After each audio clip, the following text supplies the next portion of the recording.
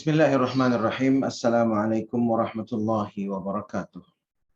Alhamdulillah, alhamdulillahilladzi bi ni'matihi tatimmus shalihat.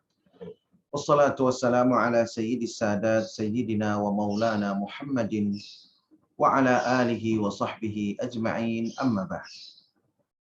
Qala Allah subhanahu wa ta'ala fil Qur'anil Karim, a'udzu billahi minasy syaithanir rajim. Bismillahirrahmanirrahim. Qul hal yastawi alladhina ya'lamun walladhina la ya'lamun innama yatadhakkaru ulul albab. Shadaqallahu maulanal azim. Hadirin dan hadirat para musyrif dan santri pesantren tahfiz Madinah Quran yang insyaallah kita semua selalu dalam rahmat dan maghfirah Allah Subhanahu wa taala. Alhamdulillah, kita bersyukur kepada Allah Subhanahu wa taala atas berbagai nikmat yang Allah limpah curahkan kepada kita. Wabil khusus nikmat iman dan nikmat Islam. Mudah-mudahan dengan iman dan Islam Allah Subhanahu wa taala bahagiakan dan selamatkan kehidupan kita, keluarga kita, anak-anak keturunan kita, dunia dan akhirat. Mudah-mudahan dengan iman dan Islam kelak Allah Subhanahu wa taala anugerahkan kepada kita husnul khatimah, dan mudah-mudahan dengan iman dan Islam kelak Allah Subhanahu wa taala pertemukan kita dengan kekasih hati kita, Nabi besar Muhammad sallallahu alaihi wasallam, meraih syafaat beliau, berkumpul bersama orang-orang yang saleh dalam surganya Allah Subhanahu wa taala. Amin. Amin amin ya Allah ya rabbal alamin. Jamaah rahimakumullah, pada kesempatan taklim kita pagi hari ini insyaallah kita akan melanjutkan pembahasan fikih Imamuna al-Imam Syafi'i dalam rangkaian tema pembahasan yang sangat penting untuk kenyamanan, keamanan, keberkahan, dan keselamatan hidup kita dunia dan akhirat. Tema ini adalah hartaku, surgaku. Mudah-mudahan dengan mengkaji dan mempelajari bagaimana tuntunan syariat Islam dalam mengelola harta yang Allah amanahkan kepada kita, mudah-mudahan seperti yang Allah tegaskan dalam surah Al-Baqarah, harta kita menjadi sumber kebaikan bagi kita, menjadi sumber kebaikan bagi anak-anak dan keturunan kita, dan mudah-mudahan harta kita menjadi surga kita. Kita nikmati di dunia, dan insya Allah tetap kita nikmati dalam bentuk yang jauh lebih indah di dalam surganya Allah Subhanahu wa ta'ala. Amin. Amin, amin, ya Allah. Ya Rabbal Alamin. Jamaah rahimakumullah, pada pertemuan yang lalu, pembahasan yang lalu mengenai hartaku surgaku, kita sudah membahas tentang macam-macam transaksi yang diharamkan, di mana pada pembahasan yang lalu disebutkan secara umum, yaitu ada 7 transaksi yang diharamkan, yaitu riba, zulm, maisir, gharar, transaksi haram, riswah, dan ta'alluq. Lalu kemudian sudah juga dijelaskan mengenai macam-macam transaksi zulm. Ada tadlis, ada ghabn, ada ihtikar, ada bai' najashi, ada bai' al-muttar, dan ada ikrah. Dan juga sudah kita bahas mengenai hukum uang elektronik. Bagaimana hukum GoPay umpamanya dan hukum-hukum yang lainnya, yang secara singkat sudah kami sampaikan kesimpulannya bahwa untuk saat ini kami merekomendasikan pendapat yang mengatakan bahwa uang elektronik itu seperti GoPay, OVO, dan lain sebagainya adalah halal. Namun tentunya hal ini bisa saja berubah karena ini merupakan produk modern, produk baru, ijtihad para ulama kontemporer, menyesuaikan dengan perubahan sistem dan kebijakan yang ada. Barangkali saat ini bisa dikatakan bahwa uang elektronik itu masih dalam koridor halal, namun kalau ada kebijakan dan sistem yang diubah, maka nanti para ulama kontemporer akan melihat lagi apakah hukumnya tetap halal atau sudah bergeser ke arah yang diharamkan. Nah, inilah jamaah rahimakumullah yang kita pelajari pada pembahasan yang lalu di Majelis Taklim yang kita cintai, Majelis Taklim Madinah Quran. Kita lanjutkan jamaah rahimakumullah, fokus pada transaksi yang diharamkan jenis pertama, yaitu transaksi riba. Jamaah rahimakumullah, Di dalam syariat Islam, riba ini tidak terjadi pada seluruh komoditas, namun terjadi pada barang-barang ribawi. Nah, jamaah rahimakumullah, barang-barang ribawi ini ada 6. Yang pertama adalah emas, perak, kemudian terigu, kemudian garam, kemudian kurma, dan kemudian gandum. Jamaah rahimakumullah, 6 komoditas ini para ulama berbeda pendapat apakah memang terbatas pada 6 ini saja, emas, perak, terigu, garam, kurma, gandum, atau bisa diperluas sesuai karakter dari masing-masing barangnya. Contohnya adalah garam itu masuk dalam kategori tadawa. Tadawa artinya obat-obatan.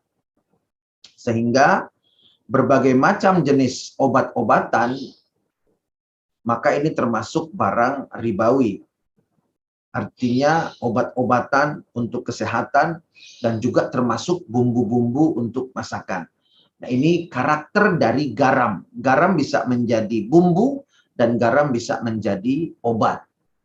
Kemudian selanjutnya kurma, ini juga sebagian ulama memperluas cakupannya, yaitu karena kurma ini dimakan sebagai lauk pada masyarakat di zaman Rasulullah, maka segala macam jenis lauk pauk masuk dalam barang ribawi, artinya berpotensi untuk menjadi barang ribawi.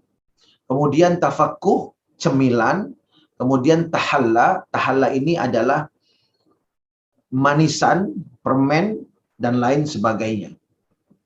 Yang manis-manis, makanan yang manis-manis.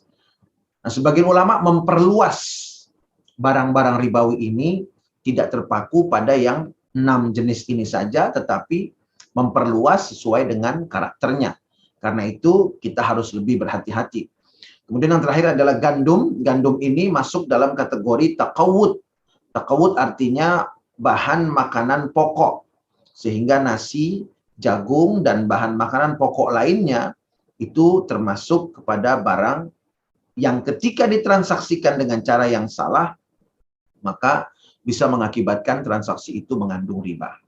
Nah, inilah jamaah rahimakumullah, ke-6 komoditas, ke-6 barang yang ketika kita bertransaksi, maka harus betul-betul berhati-hati sehingga tidak masuk ke dalam kategori transaksi ribawi. Kemudian jamaah rahimakumullah, kita lihat yang berikutnya, macam-macam riba. Jamaah rahimakumullah, secara garis besar, riba ini dibagi menjadi 2 bagian. Yang pertama adalah riba dain, yang kedua adalah riba bai' atau buyur. Buyur merupakan bentuk jamak dari bai'. Artinya sama, yaitu jual beli. Jadi riba secara umum ada yang disebut dengan riba dain, ada yang disebut dengan riba buyur atau bai'. Riba dain, dain dalam bahasa Arab ini artinya adalah hutang. Sedangkan riba buyur ini adalah artinya jual beli. Jadi dain dan buyur artinya adalah hutang dan jual beli. Sehingga bisa kita simpulkan bahwa dalam fikih madhab imamuna al-imam Syafi'i, riba ini ada yang berkaitan dengan hutang, ada yang berkaitan dengan transaksi jual beli. Karena itu, jamaah rahimakumullah, ketika kita berurusan dengan hutang, maka harus berhati-hati. Ketika kita berurusan dengan jual beli, maka juga harus berhati-hati. Dengan sekali lagi memperhatikan barang-barang ribawi yang terlibat dalam transaksi hutang ataupun dalam transaksi bai', jual beli. Kemudian jamaah rahimakumullah, para ulama membagi lagi kedua jenis riba ini menjadi lebih spesifik lagi. Untuk riba dain, para ulama membagi menjadi riba qard dan riba jahiliyah. Riba yang berkaitan dengan hutang, ini ada dua macamnya, yaitu riba qard dan riba jahiliyah. Kemudian untuk riba yang bisa muncul dalam transaksi jual beli yang tidak sesuai dengan syariat Islam, para ulama kemudian membagi menjadi dua jenis. Yaitu yang pertama adalah riba nasi'ah dan yang kedua adalah riba fadl. Nah, jamaah rahimakumullah, apa pengertian dari riba-riba ini? Mari sama-sama kita perhatikan slide berikut ini. Yang pertama jamaah rahimakumullah adalah riba dain. Riba yang berkaitan dengan hutang. Para ulama mengatakan ada dua jenis riba dain. Yang pertama riba qard, yang kedua riba jahiliyah. Bagaimana bentuknya? Mari sama-sama kita perhatikan dengan seksama. Riba qard. Riba qard, qardun itu dalam bahasa Arab artinya adalah pinjaman. Jadi riba qard ini riba yang berkaitan dengan pinjaman. Pinjaman seperti apa? Jamaah rahimakumullah, riba qard adalah pinjaman di mana akadnya itu mengandung syarat di awal untuk melebihkan pengembalian. Jadi riba qard ini mensyaratkan kelebihan pengembalian di awal akad pinjaman. Baik diucapkan oleh pemberi hutang ataupun diucapkan oleh orang yang meminjam. Ketika itu menjadi syarat, ketika itu disebutkan di awal akad pinjaman, kemudian dilakukan, maka transaksi hutang tersebut termasuk dalam golongan riba qard. Artinya transaksi itu transaksi ribawi. Jamaah rahimakumullah, contohnya seperti ini. Si A meminjam uang kepada si B. Kemudian si A mengatakan kepada si B, saya pinjamkan kamu uang sebesar 1 juta rupiah umpamanya,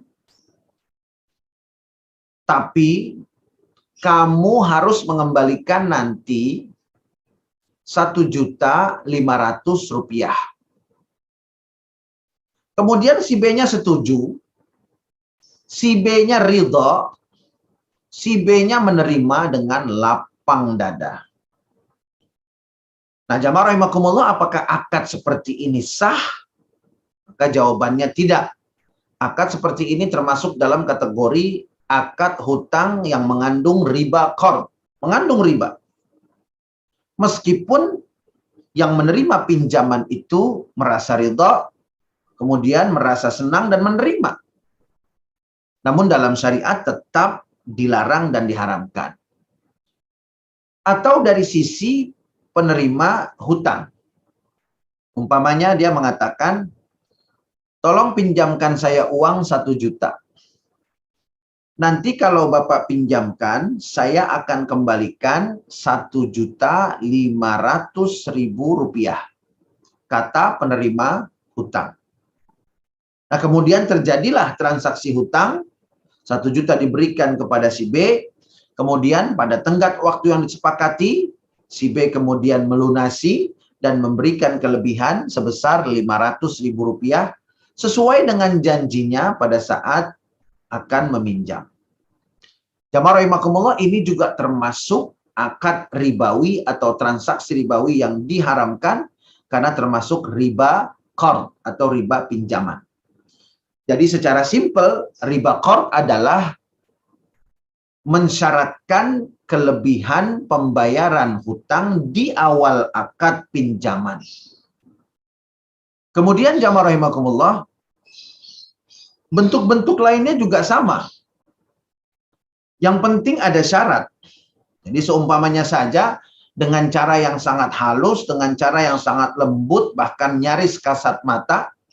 Jamaah rahimakumullah, misalkan si A meminjamkan uang kepada si B, Lalu si B bertanya kepada si A, berapa jumlah yang harus saya kembalikan? Saya meminjam 1 juta, berapa yang harus saya kembalikan? Lalu kemudian si A sebagai pemberi pinjaman mengatakan, ya coba sajalah dipikir-pikir. Masa tidak ada rasa terima kasihnya? Masa kamu tidak mau berpikir, tidak mau toleransi, tidak mau bersyukur? Tunjukkan terima kasihnya. Nah, kata-kata seperti ini, meskipun kiasan, meskipun sangat halus, tetapi ini masuk dalam persyaratan yang dijanjikan di awal akad pinjaman, sehingga apapun redaksinya termasuk dalam riba qard.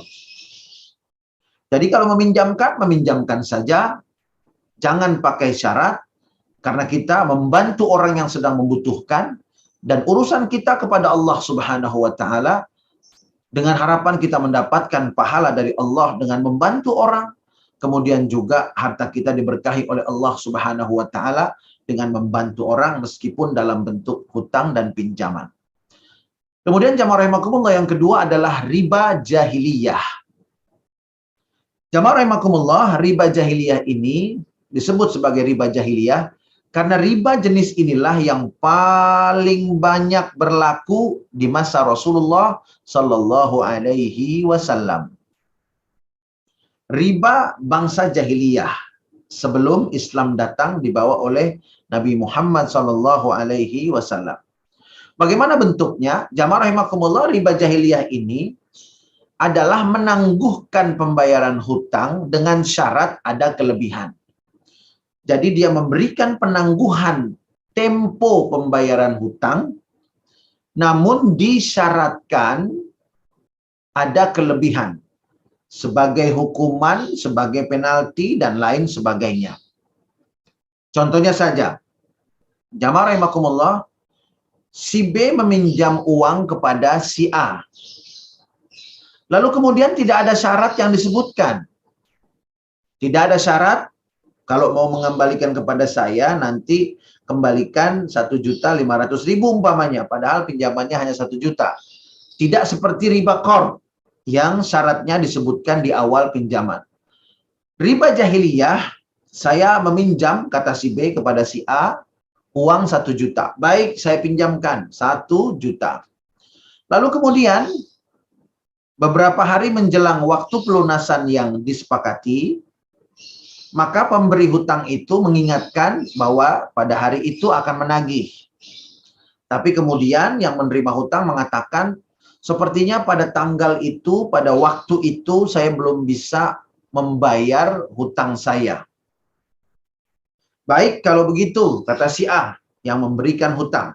Baik kalau begitu, saya akan undur waktu pembayaran, saya beri tempo untuk membayar hutang, tapi dengan catatan dilebihkan.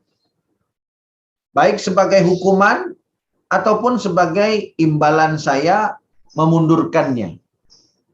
Nah, jamaah rahimakumullah, atau tanpa alasan sama sekali. Pokoknya kalau terlambat saya tambah. Boleh saya kasih tempo lagi, tapi saya tambahkan jumlah hutangnya. Seumpamanya 1 juta, kalau dibayar tepat waktu tetap 1 juta. Tapi kalau seandainya pada waktu yang disepakati ternyata dia tidak sanggup membayar 1 juta, maka si A yang memberikan pinjaman mengatakan, baik, saya akan beri tempo lagi kamu, tapi nanti bayarnya 1.200.000 rupiah. Kemudian tidak mampu lagi membayar pada tempo kedua yang disepakati, baik, saya kasih tempo lagi, fleksibel saja. Ya, saya kasih tempo lagi 1 bulan. Tapi kalau 1 bulan juga belum lunas, maka yang kamu bayar adalah 1.700.000. Terus seperti itu, itulah yang disebut dengan riba jahiliyah. Artinya jamaah rahimakumullah, ketika seseorang meminjam uang, lalu kemudian memakai uang pinjaman itu untuk kebutuhannya, lalu kemudian pada saat pemberi hutang itu datang menagih, ternyata dia tidak bisa membayar tagihannya, tidak bisa membayar hutangnya. Lalu kemudian pemberi hutang mengatakan, tidak apa-apa, saya kasih tempo, tapi nanti bayarnya pada tempo yang kedua itu adalah 1.200.000. Lebih daripada jumlah pinjamannya. Nah, ini jamaah rahimakumullah adalah riba jahiliyah. Baik riba qard ataupun riba jahiliyah di zaman kita saat ini masih ada. Masih ada dengan berbagai bentuk dan coraknya. Masih ada. Karena itu kita harus waspada dan sangat berhati-hati. Jangan sampai harta kita ini terjebak dalam riba qard dan juga dalam riba jahiliyah. Jamaah rahimakumullah, kami sangat bersedih. Kami sangat prihatin. Karena di media-media sosial begitu gencar iklan-iklan, promosi-promosi yang menawarkan pinjaman-pinjaman secara online. Meminjam 10 juta, dikembalikan 10 juta, 11.000 umpamanya. Dengan kelebihan yang sangat sedikit. Bisa dicicil. Namun jamaah rahimakumullah, kalau kita lihat itu adalah akad pinjaman. Sehingga ketika dikatakan dalam promosi itu, pinjam 2 juta, kembalikan 2 juta 1.500 rupiah, sekecil apapun kelebihannya, maka itu tetap adalah transaksi ribawi yang diharamkan oleh Allah dan diharamkan oleh Rasulullah Sallallahu Alaihi Wasallam. Jamaah rahimakumullah, akan kita lanjutkan jenis riba yang kedua, yaitu riba bai, pada pembahasan tentang madhab Imamuna Imam Syafi'i pada pertemuan kita berikutnya di Majelis Taklim Madinah Quran. Mudah-mudahan Allah beri kita kesehatan, Allah beri kita hidayah dan taufik, sehingga kita nikmat untuk hadir di majelis-majelis taklim, mencari bekal untuk menjalani kehidupan kita di dunia, sehingga dengan bekal agama, insya Allah, Allah selalu menjadi yang utama. Selera kita menjadi selera yang terbimbing, hidup kita menjadi hidup yang terarah. Meninggal dalam keadaan husnul khatimah, dan insya Allah mendapatkan syafaat, dan insya Allah akan berkumpul bersama orang-orang yang saleh di dalam al-jannah.